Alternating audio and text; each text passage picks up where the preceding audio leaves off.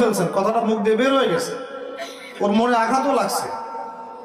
এখন বেচারা আপনাকে মাফ করে নাই মনে মনে, কাল কিয়ামতে ওর হক না দিয়ে আপনি পুলসিরাত পার হতে পারবেন না। আল্লাহু আকবার। আল্লাহ পাকের ইনসাফ এবং বিচার এত সূক্ষ্ম হবে। কত সূক্ষ্ম আপনাকে আমি একটা হাদিস থেকে খালি বলি, 1 মিনিট। একটা শিংওয়ালা ছাগল, ছাগলের শিং আছে, দুনিয়াতে একটা ছাগলকে গুঁতা দিয়েছে, ওই ছাগলের বেচারা শিং ছিল না। মানে একটা শিংওয়ালা ছাগল একটা শিংহীন ছাগলকে গুঁতা দিয়ে অন্যায়ভাবে। আল্লাহ পাক কিয়ামতের দিন ওই শিংহীন ছাগলকে শিং দিয়ে বলবেন, গুঁতা দিয়ে প্রতিশোধ নিয়ে নাও, বদলা নিয়ে নাও। তাহলে বলেন তো, আমরা আসলে জান্নাতের পথে হাঁটতেছি সত্যি সত্যি কি? নামাজ রোজা হজ জাকাত তো চলছে, ঠিক আছে, বুঝলাম। তো মানুষের সাথে জড়িত হক কিভাবে মিটাবেন কিভাবে? এই যে একটা পণ্যের ভেজাল দিলেন, ওই যে কি বলে ওটাকে, কি মিশায় জানি, ফরমালিন, না ফরমালিন। এই যে মিশায় ব্যবসা করলেন, এই যে কতগুলো মানুষ ক্ষতিগ্রস্ত হলো। ধরেন যে লাখ লাখ মানুষ খেয়েছে, বেচারার পেটে সমস্যা হয়ে গেল। আর আপনি কিভাবে পার পাবেন কিয়ামতের মাঠে? আমাকে বুঝান। মাপে আপনি কম দিলেন, ঠকালেন বেচারাকে, ওর হক ছিল, পার পাবেন কিভাবে? বেচারা ও কিছু করে নাই, অযথাই তাকে অপবাদ দিলেন এবং সারা দেশের সামনে ওকে ধুয়ে রেখে দিলেন অন্যায়ভাবে। এখন আপনি পার পাবেন কিভাবে? এই জিনিসগুলো আমরা ভাবি না, আমরা মনে করি নামাজ পড়েছি বা সব পার। মানুষের সাথে জড়িত হক এত সহজে মাফ, বলেন আমার সাথে, মানুষের সাথে জড়িত হক এত সহজে মাফ হবে না।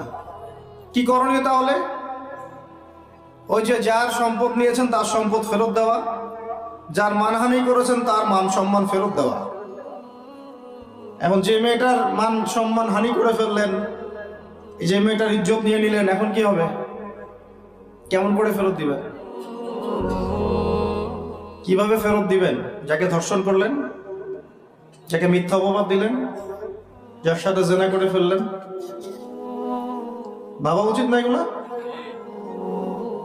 মনে রাখবেন, বড় বড় পরহেজগার, দুনিয়াতে যাদেরকে খুব বড় বড় পরহেজগার মনে হচ্ছে, এমন অনেক মানুষ আল্লাহ না করুক কালকে আমাদের মাঠে জাহান্নামে যাবে।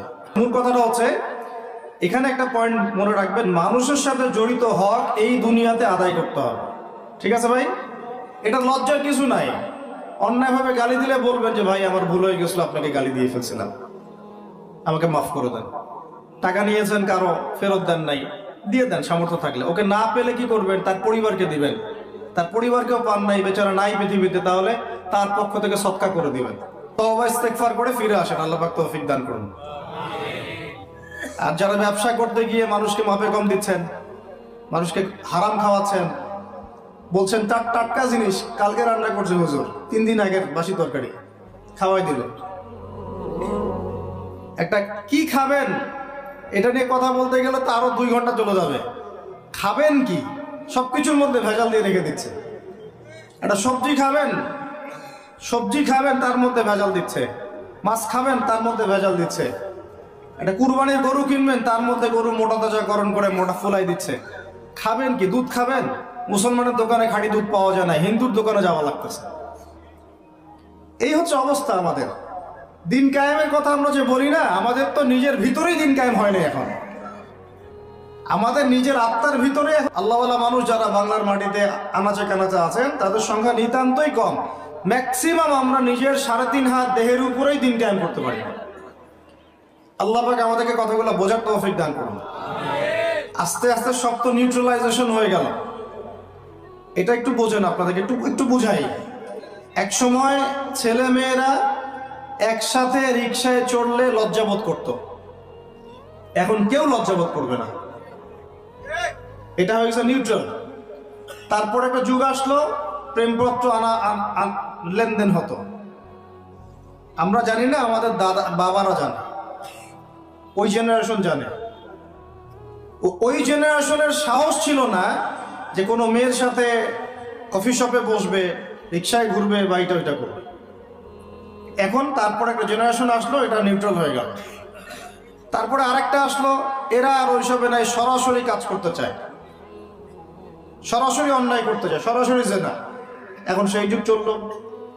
তারপরে আবার পরকীয়াটা আসলো, সিরিয়াল দেখায় দেখায় পরকীয়া, বাসায় স্বামী বাইরে আরেকটা ছেলে, বাসায় স্ত্রী বাইরে একটা মেয়ে, এই যুগ চললো। আর যে কি কি আসবে আল্লাহ ভালো জানেন। এবং আমার মনে হয়, আল্লাহ মাফ করুক আমাদেরকে, আমার মনে হয় আমরা জোর করে আল্লাহর গজব টেনে নিয়ে আসতেছি। সুদের মধ্য দিয়ে, জেনার মধ্য দিয়ে, ব্যভিচারের মধ্য দিয়ে, অন্যের হক নষ্ট করার মধ্য দিয়ে আল্লাহ রাব্বুল আলামিনের জমিন থেকে আল্লাহর আইনগুলো সব উঠাই দিয়ে আমরা আল্লাহ পাকের গজব জোর করে টেনে আনতেছি। যদি আসে, আল্লাহ না করুক, ভালো মন্দ কেউ পার পাবো না আমার ধারণা। কারণ সেই ভালোদের উপরে গজব আরো বেশি আসবে যারা হক চিনেও মানুষকে চেনায় নাই, যাদের কাছে কোরআন সুন্নাহর জ্ঞান ছিল, হক যারা চিনত কিন্তু মানুষকে সতর্ক করে নাই, ওদের উপরে আরো বেশি করে গজব আসবে। আল্লাহ পাক হেফাজত করুন। আমি মূল কথাটাই চলে আসে আবার ফিরে, আমি আপনাদেরকে ইসলাহের কথা বলছি, এখানে কায়েম নাই, কি নাই, যেটা বলছিলাম হাত, আপনি সেটা করতে এখন পারবেন না। যদি কেউ ব্যভিচার করে, বিবাহিত মানুষ, শাস্তি কি অনেকে জানেই নাই, রজম করতে হয়। কি করতে হয়? মাটিতে অর্ধেক কোমর পর্যন্ত পুঁতে ফেলে পাথর নিক্ষেপ করবে এবং একদল মানুষ তা দেখবে। একদল মানুষ যে দেখবে, শাস্তি অবলোকন করা, এটা ইসলাম কোরআনে নতুন করে নাজিল করে নাই। প্রাচীন গ্রিক দর্শনগুলো পড়ে দেখবেন, ওই অ্যারিস্টটলদের যুগ যেটা ছিল, ওই যুগেও শাস্তি সামাজিকভাবে দেওয়া হতো, সবাইকে দেখিয়ে দেওয়া হতো। এটা একটা ভালো ইম্প্যাক্ট পড়ে। কেমন ইম্প্যাক্ট পড়ে? যদি চোরের হাতটা কাটেন আর সবাই দেখে 10 জন, ওই 10 জন জীবনে কাজ করতে যাবে না। আল্লাহ পাক সেই বিধানটা রেখে দিয়েছেন। আর প্রাচীন গ্রিকের যে দর্শন, এটা বিকৃত, কিন্তু ওই সভ্যতার মধ্যেও তো আল্লাহর নবী এসেছিলেন, আসেন নাই? এমন কোন সভ্যতা নাই যার মধ্যে আল্লাহ পাক নবী পাঠান নাই। তাহলে এই হিন্দু ভাইরা নিঃসন্দেহে তাদের কাছেও কোনো না কোনো নবী আসছিল, তাদের শিক্ষা থেকে তারা হয়তো বের হয়ে গেছে। আল্লাহ পাক বলেছেন ওয়ালিকুল্লি কওমিন হাদ, প্রত্যেকটা কওমের মধ্যে আমি নবী পাঠিয়েছি, প্রত্যেক কওমে। তার মানে এই সভ্যতা যতদিন থেকে ঘুরছে পৃথিবী, আদম আলাইহিস সালামের পর থেকে, কোন প্রত্যেকটা স্থানে, কালে, পাত্রে আল্লাহ রাব্বুল আলামিন নবী পাঠিয়েছে। তাদের মধ্যে কেউ ছিলেন নবী, কেউ ছিলেন রাসূল। এই তো, তার মানে সবার কিন্তু একটা মৌলিক শিক্ষায় মিল থাকবে।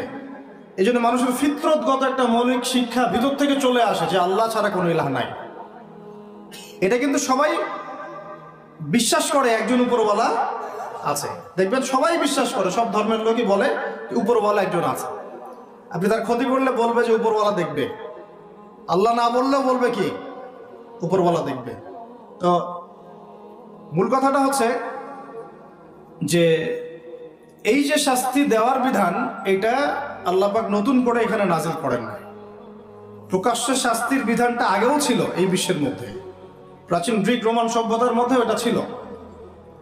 এখন যদি 100 জন মানুষ দেখে যে অমুক এক মেয়ের সাথে এই ছেলে, বিবাহিত ব্যক্তি, রেপ করা বা পরকীয়া সম্পর্ক করার কারণে এই শাস্তি দেওয়া হয়েছে, বাকিরা এই পাপে উৎসাহ পাবে না পাপ ছেড়ে দিবে?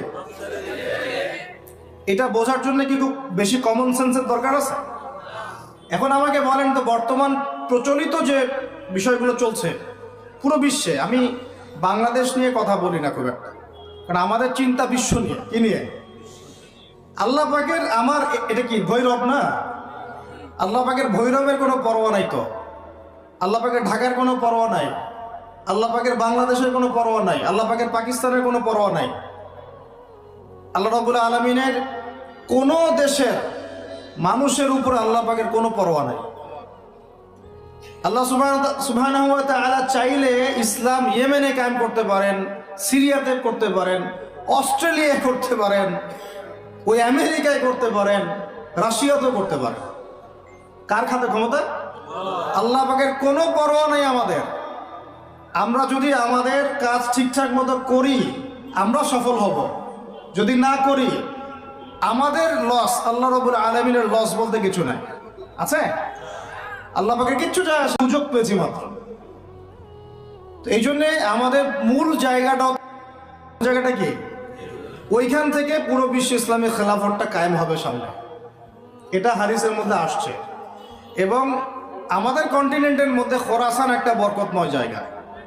এটা কোন জায়গা সেটা আপনারা স্টাডি করে দেখে নেবেন। নবী সাল্লাল্লাহু আলাইহি ওয়াসাল্লাম হকপন্থীদের একটা জামা এখানে থাকবে, এমনটা হাদিসে পাওয়া যায়। এবং তারা যুদ্ধ করতে করতে করতে করতে শেষ পর্যন্ত বাইতুল মুকাদ্দাস জয় করবে ইনশাআল্লাহ। এটা হতে যাচ্ছে। তাহলে আমরা কিন্তু হকের অনেক কাছাকাছি আছি। আমরা যদি সুযোগ নষ্ট করি এটা আমাদের ব্যর্থতা। আল্লাহ পাকের কোনো কিছু যায় আসে না, আপনি সেজদা করেন বা না করেন। একজন আলেম আমাকে বলেছিলেন, ওনার কাছে দার্স নিচ্ছিলাম, উনি বলছিলেন যে এই যে রাস্তার মধ্যে আমরা যখন হাঁটি, একটা পোকা পড়ে আছে, ধরেন একটা ফল পড়ে আছে, ফলের মধ্যে পোকা ধরে গেছে, বাজার করতে গিয়েছেন একটা ফল দেখছেন ওর মধ্যে পোকা পড়ে গেছে, মাইক্রোস্কোপ দিয়ে দেখেন ব্যাকটেরিয়া আছে না নাই, আছে না? ওরা পর্যন্ত আল্লাহর তাসবিহ পাঠ করে, সুবহানাল্লাহ। তো আল্লাহ পাক তো আমার নামাজের মুখাপেক্ষী না, আল্লাহ পাক তো আপনার নামাজের মুখাপেক্ষী না। আপনি পড়ছেন না, আপনি হতভাগা। আসমান জমিনে সবাই আল্লাহর তাসবিহ পাঠ করছে। আমার আল্লাহ এত বড়, আমাদের আল্লাহ এত বড়, এত মহান, পুরো মহাবিশ্বের সমস্ত সৃষ্টি আল্লাহর তাসবিহ পাঠ করছে। আমরা না করলে কি যায় আসে? আমরা তাসবিহ তাহলিল না করলে, কোরআন তেলাওয়াত না করলে, সালাত না পড়লে, তাহাজ্জুদ গোজার না হলে, হালাল না খাইলে আল্লাহ পাকে কিছু যায় আসে না? যায় আসে? এটাই যদি ফিল করেন তাহলে ইনশাআল্লাহ আপনি মাথাটা নত করে আল্লাহর কাছে ফিরে আসবেন। সেই অনুভূতিটা জাগ্রত করার চেষ্টা করছে। আর একটা অনুভূতি নেবেন বাসায় গিয়ে, এবার এগুলো আমরা ভাবি, এভাবে ভাবার চেষ্টা করি। এই যে আমরা এখানে বসে আছি, ধরেন 5,000 মানুষ, কথার কথা, মনে করেন আমরা কেউই দুনিয়াতে নাই। এই দুনিয়ার ঘূর্ণন থেমে যাবে কি না? থেমে যাবে? এই দুনিয়া ঘুরবে না ঘুরবে না? রাত দিন আসবে না আসবে না? আমাদের পরিবার থাকবে না থাকবে না? মাঝখান থেকে আমরা আমাদের সময়টা এবং সুযোগটা নষ্ট করলাম। অতএব এত চিন্তা বাদ দেন, চাকরির কি হবে, ব্যবসার কি হবে, আমার মা বোনের কি হবে, আমার পরিবারের কি হবে, আমার এইটার কি সেটার কি, সব চিন্তা বাদ দেন। আপনি এখন আগে চিন্তা করেন যে আমরা দুনিয়াতে কিভাবে আল্লাহর দিন পালন করব, কিভাবে পরকালে নাজাত পাবো। আগে নিজের চিন্তা করেন। আমরা তো মানুষের চিন্তা করে করে লাইফ নষ্ট করে ফেলে দিলাম। এখন আপনারা শিক্ষা নিচ্ছেন না দিনের। কেন শিক্ষা নিচ্ছেন না? কারণ আপনারা চিন্তা করেন যে একটা সার্টিফিকেট দরকার, চাকরি পাইতে হবে। এই ফ্লোতে যেতে যেতে আপনার 20 বছর 25 বছর চলে যাবে, পরে আফসোস করবেন। ওই সার্টিফিকেট আপনি কার জন্য চান? নিজের জন্য, একটা ভালো মেয়েকে বিয়ে করতে চান, হালাল খাইতে চান, এই তো আপনার সন্তানদের ভবিষ্যৎ চান। এটাই তো আমাদের গোল, নাকি? আল্লাহ পাক এগুলো করতে নিষেধ করেন নাই, কিন্তু দিনের শিক্ষা এবং আমল বাদ দিয়ে নয়। আমরা এখন এই দুনিয়ার পিছনে ছুটতে ছুটতে আল্লাহকে ভুলে যাই, রাসূলকে ভুলে যাই, নামাজকে ভুলে যাই, কোরআনকে ভুলে যাই। এটাই সবচেয়ে সমস্যা আমাদের, এইটাই সবচেয়ে বড় সমস্যা। যে যুব সমাজ সালাত আদায় করছে না, এরা আল্লাহর জন্য জিহাদ করবে? কশ্চিন কালেও না। যে যুব সমাজ কোরআন তেলাওয়াতই করতে জানে না, আবেগে খালি বলতে পারে যে হ্যাঁ কোরআনের জন্য জান দিতে প্রস্তুত, কিন্তু পারবে না এটা করতে। আর একটা চিন্তা আমরা বাদ দিব, কোনো রকম পাস করার চিন্তাটা বাদ দিব। আমাদের সবার একটা চিন্তা হয়ে থাকে, কি চিন্তা? কোনো রকম পার পাইলেই পার। চিন্তা করি যে কোনো রকম যদি বাঁচতে পারি তাইলেই হবে। সাহাবায়ে কেরাম এইভাবে চিন্তা করতেন না, তাবেঈন ইসলাম এইভাবে চিন্তা করতেন না, তাবেঈন, 4 ইমাম, আমাদের খোলাফায়ে রাশিদিন, এই আইম্মাতুল মুজতাহিদ, তারা এইভাবে চিন্তা করতেন না। তারা চিন্তা করতেন আমি মানে নর্মাল মুসলিম হব না, আমি এক্সট্রা অর্ডিনারি মুসলিম হব, একটা নর্মাল মুসলিম। আল্লাহ পাক আমাদেরকে কিন্তু এক্সট্রা অর্ডিনারি হতে বলছেন, সূরা মুলকের মধ্যেও আছে কিন্তু, তাবারাকাল্লাযী বিয়াদিহিল মুলক ওয়া হুয়া আলা কুল্লি শাইইন কাদির আল্লাযী খালাকাল মাউতা ওয়াল হায়াতা লিয়াবলুয়াকুম আইয়ুকুম আহসানু আমালা। এই যে কথাটা বলতে যাচ্ছিল, আল্লাহ পাক জীবন মৃত্যু সৃষ্টি করেছেন, আল্লাহ পাক দেখতে চান, লিয়াবলুয়াকুম, তোমাদেরকে পরীক্ষা করতে চান, আইয়ুকুম তোমাদের মধ্যে কে আহসানু আমালা আমলে আহসান কে সবচেয়ে ভালো কে। আল্লাহ পাক দেখতে চান না যে গরু খাওয়া মুসলিমকে, কে জুমায় জুমায় নামাজ পড়তে যায়, ঠিক আছে, কে খালি ঈদের নামাজ পড়তে যায়, কে খালি নামাজ পড়ে আবার সুদও খায়, যে এবার জাকাতও দেয় এদিকে দুর্নীতিও করে, ওমরা হজ করে আবার এদিকে মানুষের হক নষ্ট করে। এইটা আল্লাহ দেখতে চান না। আল্লাহ পাক দেখতে চান আমলের শ্রেষ্ঠকে, মানে ক্লাসে ফার্স্ট কে হয়। এই উম্মতের দায়িত্ব বাংলার জমিনে 8-10 জন 20 জন আলেম, 10 জন দায়ী, 10 জন মাদ্রাসা শিক্ষক তাদের উপরে নয়। দিনের যদি দিনকে মহব্বত করেন, ভালোবাসেন, দিনের বিজয় চান, প্রত্যেকের দায়িত্ব আছে, প্রত্যেকের দায়িত্ব আছে। আপনারও তো দায়িত্ব আছে। আপনাকে আল্লাহ মাল সম্পদ দিয়েছেন, ওইটা দিয়ে আপনি দিনের জন্য কি করলেন আল্লাহ দেখতে চান। আল্লাহ পাক আপনাকে জ্ঞান দিলেন, প্রজ্ঞা দিলেন, আপনি ওইটা দিয়ে দিনের জন্য কি করলেন আল্লাহ পাক দেখবেন তো। আল্লাহ পাক আপনাকে লিখার ক্ষমতা দিয়েছেন, কতটুকু লিখলেন আল্লাহ পাক দেখবেন। আল্লাহ পাক বলার ক্ষমতা দিয়েছেন আপনাকে, আপনি ভালো বলতে পারেন, কতটুকু হক বললেন আল্লাহ পাক দেখবেন। আল্লাহ পাক আপনাকে সামাজিক, অর্থনৈতিক, রাজনৈতিক ক্ষমতা দিলেন, আল্লাহ দেখতে চান আপনি এটা দিয়ে দিনের জন্য কি করেন। অন্যথায় আল্লাহ পাক এটা কেড়ে নিতে সময় লাগবে না, এক মুহূর্তে আল্লাহ পাক কেড়ে নিতে পারেন। পৃথিবীতে নমরুদের নামও কেউ স্মরণ করে না, এখন ফেরাউনের নামও কেউ স্মরণ করে না, স্মরণ করলেও নেগেটিভলি স্মরণ করে, অভিশাপের সাথে স্মরণ করে, তাই না? প্রশংসার সাথে স্মরণ করে না। কত শত সম্প্রদায় আল্লাহ পাক বলেছেন ওয়ালাকাদ আহলাকনা ক্বাবলাহুম মিনাল কুরুন, কত সম্প্রদায় আমি ধ্বংস করে দিয়েছি তোমাদের আগে। কত সম্প্রদায় ছিল, লক্ষ লক্ষ কোটি কোটি সম্প্রদায়কে আমি ধ্বংস করে দিয়েছি তোমাদের আগে। নাই, তাদের শব্দও কি তোমরা শুনতে পাও? শব্দও শুনতে পাও না। তারা চিৎকার করছে বারজাকের জগতে আযাব থেকে বাঁচার জন্য, আমরা শুনতেও পাই না।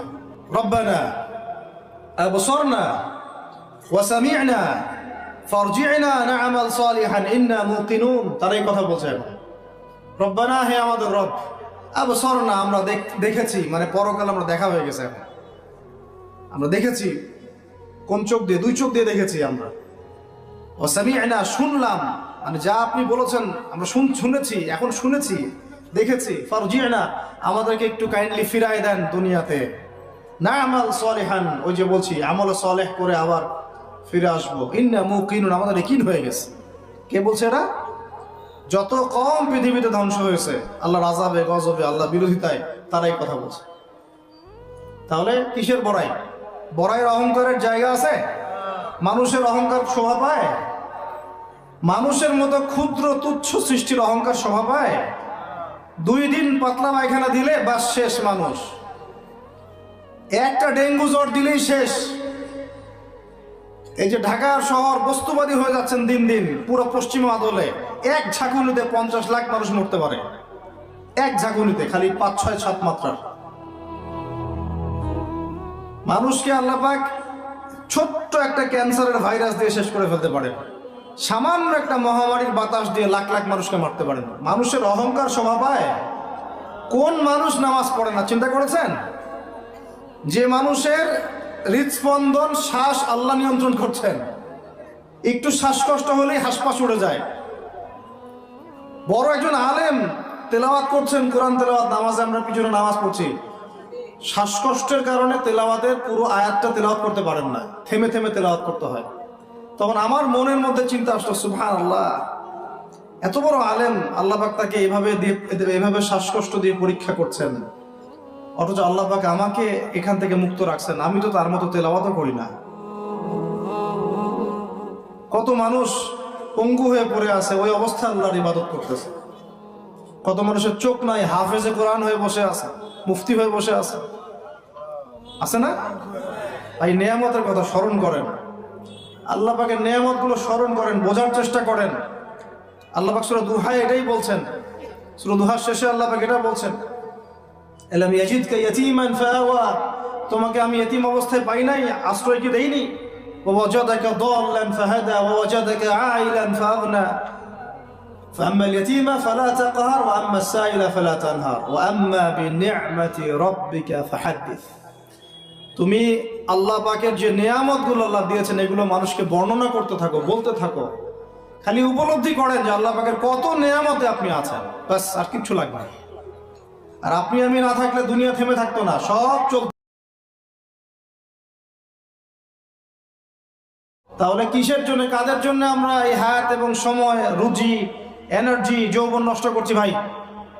আমাকে বলেন, কাদের জন্য করছেন?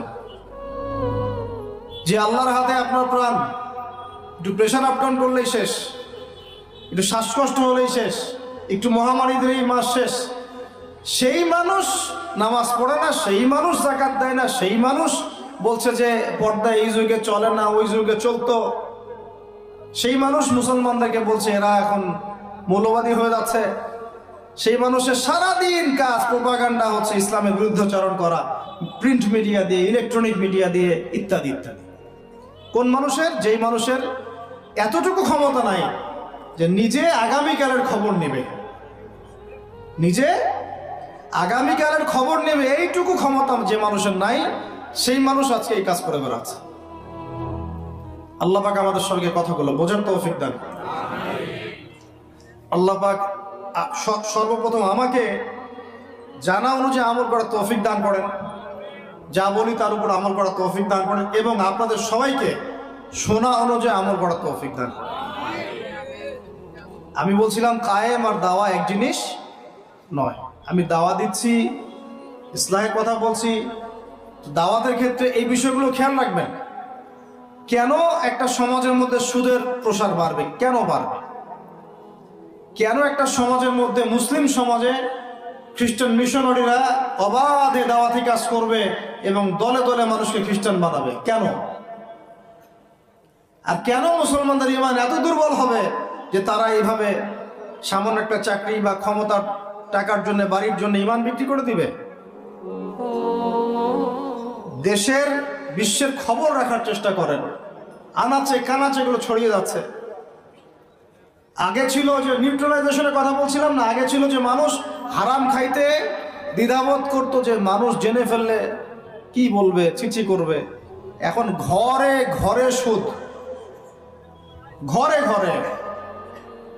ওয়াল্লাহি আমরা সবাই এখন মায়ের সাথে জেনা করি। নবী সাল্লাল্লাহু আলাইহি ওয়াসাল্লাম বলেছেন সুদের পাপের 70 শাখা, তার সবচেয়ে নিচের শাখা মায়ের সাথে জেনা করা। আপনি করেন না? আপনার ওয়াইফ দেখেন সমিতিতে টাকা দিচ্ছে, সুদের টাকা। একজন স্ত্রী স্বামী খোঁজার সময় চিন্তা করে দেখে কে টাকা পয়সার দিক থেকে বেশি স্বাবলম্বী। সে হারাম খাক হালাল খাক পরোয়া করতে চায় না। এখনকার অনেক গার্ডিয়ান, পিতামাতা দেখতে চায় না বাচ্চাটা আমার চাকরি করবে কোথায়, হালালে না হারামে, পরোয়া করতে চায় না। করলেই হইল, ওকে নাকি প্রতিষ্ঠিত হতে হবে। ব্যবসায়ী মানুষ ব্যবসা করার সময় খেয়াল রাখছেন না আমি হালাল পণ্যের করছি না হারাম পণ্যের করছি, মাপে কম দিচ্ছি কিনা। সিন্ডিকেট যে আমি করছি, এই যে 1 লক্ষ 2 লক্ষ 3 লক্ষ ডিম রিজার্ভ করে রেখে দিলাম, প্রত্যেকটা দাম 1 টাকা করে বেড়ে গেল। 3 লক্ষ ডিমের মধ্যে 3 লাখ টাকা এক্সট্রা লাভ করলো। পুরো রিজিকটাই হারাম। পুরো রিজিকটা কি হারাম। মানুষ এগুলো ভাবেও না এখন যে রিজিকও একটা ব্যাপার, যে আমার হালাল রিজিক ছাড়া ইবাদত কবুল হবে না, দোয়াও কবুল হবে না। বরং হারাম রিজিক নিয়ে সে বছর বছর হজ উমরা করতেছে। আর আবু বকর সিদ্দিক রাদিয়াল্লাহু আনহুর সামনে খাবার আসলো, তিনি তাড়াহুড়ার মধ্যে ছিলেন, খাবারটা খেয়ে ফেললেন। এরপর মনে হলো যে খাবারটা খেলাম, জিজ্ঞাসা করা দরকার ছিল খাবারটা কোত্থেকে আসলো। ভৃত্যকে ডেকে বলছেন খাবার কোত্থেকে নিয়ে আসলো। সেই ভৃত্য বলছে যে আমি জাহেলি যুগে গণকের কাজ করতাম। কিসের কাজ? ও যে হাত দেখে টাকা নেন, টিয়া পাখি দিয়ে ভাগ্য পরীক্ষা করে, আংটি টাংটি বিক্রি করে, আছে না? ওখানে গেলেই শিরক, গেলে কি লা ইলাহা ইল্লাল্লাহ কেটে গেল, আবার আপনাকে মুসলমান হতে হবে। এত সহজ না। আল্লাহ পাক তার নবীকে ওয়াদা করেছেন, একদম ওয়াদা, হে মুহাম্মদ সাল্লাল্লাহু আলাইহি ওয়াসাল্লাম, তোমার উম্মতের যে কোনো ব্যক্তি আসমান জমিন সমান পাপ নিয়েও যদি আমার সামনে দাঁড়ায়, 7 আকাশের সমান পাপ, জমিনের সমান পাপ আমার সামনে দাঁড়িয়েছে কিয়ামতের মাঠে, তো বেচারার আমল নামায় কোনো শিরকের পাপ নাই। কিসের পাপ নাই? আমি আল্লাহ তার সামনে আসমান জমিন সমান ক্ষমা নিয়ে হাজির হব। ওইটা কেটে গেল কোথায়? খালি গিয়ে বললেন যে দেখেন তো আমার হাতটা একটু দেখে দেন তো, কয়টা মেয়ে আছে আমার লাইফে, কয়টা বিয়ে হবে। ও আমার এই পাশের দাগগুলো দেখে, দেখে বলে যে 2টা। তো শিরক কেটে গেল এইভাবে। এরকম অনেক কাজ আছে। আপনি বলছেন যে মায়ের কসম, কিসের কসম? শিরক হয়ে গেল। কসম কার নামে করতে হবে? বলতে হবে আল্লাহর কসম। কসম যদি করতেই হয় কার নামে করতে হবে? আল্লাহর নামে। বললাম যে ভাই কেমন আছেন? তা আপনি বলছেন যে আপনার দোয়াতেই ভালো আছে, আপনার দোয়াতেই ভালো আছে। আগে কি বলতে হবে? আলহামদুলিল্লাহ, আল্লাহর রহমতে, অতঃপর আপনাদের দোয়ায় ভালো আছে। কথা বলাও শিখতে হবে। বললেন যে আগামীকাল আমি এটা করবই, আগামীকাল আমি এটা করবই, গ্যারান্টি দিতে পারবেন? পারবেন না। বলে ফেললেন যে এই সময়গুলো এখন ভালো না, সময়টা ভালো না, এটা যুগকে আপনি গালি দিলেন, এটাও নিষেধ, এটাও নিষেধ। অনেকে অনেক সময় শিরকি নামও পর্যন্ত রাখে। একজনের নাম শুনেছিলাম শাহিন শাহ, কি নাম? আচ্ছা, এরকম নামে কেউ আছেন নাকি? আচ্ছা, বাদ দেন। এর অর্থ হচ্ছে রাজাধিরাজ, রাজার সবচেয়ে বড় রাজা, মানে সবচেয়ে বড় রাজা। কে সবচেয়ে বড় বাচ্চা? সূক্ষ্ম সূক্ষ্ম অনেক শিরক আছে, বড় বড় শিরক তো আপনারা চিনেনি। এদিকে বলছে ইহদিনাস সিরাতাল মুস্তাকিম, সরি, ইয়্যাকা না'বুদু ওয়া ইয়্যাকা নাস্তাঈন, হে আল্লাহ শুধু আপনারই ইবাদত করি, আপনার কাছেই সাহায্য চাই। বের হই কবরে গিয়ে সিজদা করব, ওখানে মৃত মানুষের কাছে সাহায্য চাচ্ছে। সিজদা কার জন্যে? সিজদা কি আল্লাহ ছাড়া অন্য কাউকে করা যাবে? সাহাবীরা কি আল্লাহর নবীকে সিজদা করেছিলেন? তাহলে আপনারা কত বড় মানুষ হয়ে গেছে? আমরা কি তাদের চেয়ে বড় হয়ে গেছি? নাউজুবিল্লাহ। এভাবে মানুষ শিরক করছে। তারপরে জবাই, কুরবানি কার জন্য করতে হয়? তো মানুষ তো অনেক সময় দেখা যায় যে জীবিত মানুষ মৃত মানুষের জন্য কুরবানি করছে। এখন গ্রামে গ্রামে ছড়িয়ে পড়তেছে কবিরাজি, তান্ত্রিক, কবিরাজ, বান মারা, টোনা, এগুলা। যে করবে সেও মুশরিক, যে ওখানে গিয়ে ধন্না দেয় সেও মুশরিক। হ্যাঁ, যে করবে সে তো মুশরিক হয়ে গেছেই। আর যে গিয়ে ধন্না দিচ্ছে যে আপনি আমাকে এগুলা থেকে বাঁচান, এবং সে জিনের সাহায্য নিয়ে বিভিন্নভাবে এই কাজগুলো করে দিচ্ছে, সমস্যা, ঈমান কেটে গেল। কি করতে পারবেন? কোরআন এবং হাদিস থেকে চিকিৎসা করতে পারবেন।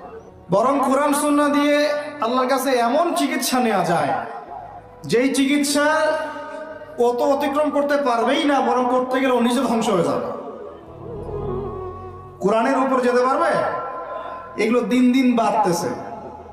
আমি আপনাদেরকে কিছু চিকিৎসা বলে দিই, এগুলো আমল করেন, ইনশাআল্লাহ আল্লাহ পাক আপনাদেরকে হেফাজত করবেন ইনশাআল্লাহ।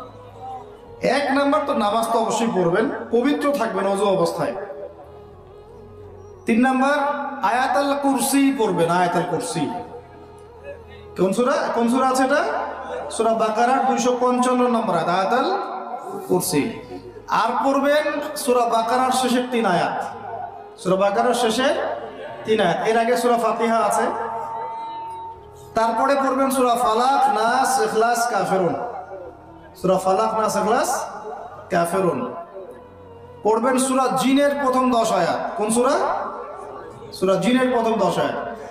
পারলে পুরা সূরা ইয়াসিন, সূরা ইয়াসিন। তারপর সূরা সফফাত এর প্রথম 10 আয়াত। এর সাথে সূরা কাহাফের প্রথম 10 আয়াত। তারপরে সূরা তাহা, সূরা ইউনুস আর সূরা আরাফ। এই 3টা সূরায় জাদু, বান, টোনার এগুলোর বিরুদ্ধে কিছু আয়াত আছে। যেমন قالوا يا موسى إما أن تلقي وإما أن نكون أول من ألقى قال بل ألقوا فإذا حبالهم وعصيهم يخيل إليه من سحرهم أنها تسعى فأوجس في نفسه خيفة موسى قلنا لا تخف إنك أنت الأعلى وألق ما يمينك تلقف ما صنعوا إنما صنعوا كيد ساحر ولا يفلح الساحر حيث أتى